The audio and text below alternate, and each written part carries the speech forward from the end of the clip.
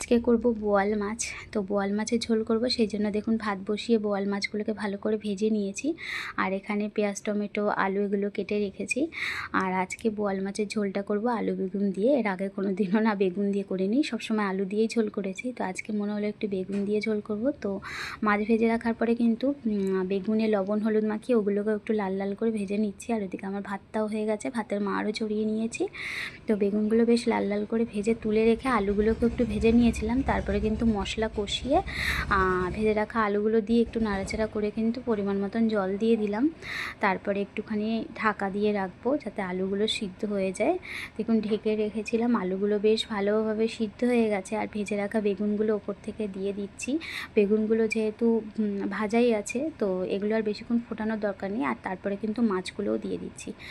তো মাছগুলো আর বেগুনগুলো দিয়ে দেওয়ার পর একটু নাড়াচাড়া করে 2 মিনিট ঢেকে রাখবো। ব্যাস, ঢেকে রাখলেই কিছুক্ষণ মাছের ঝোল রেডি হয়ে যাবে। এরকম করে নাকি বোয়াল মাছের ঝোল খেতে বেশ ভালো লাগে। দেখুন আমার রান্না হয়ে গেছে।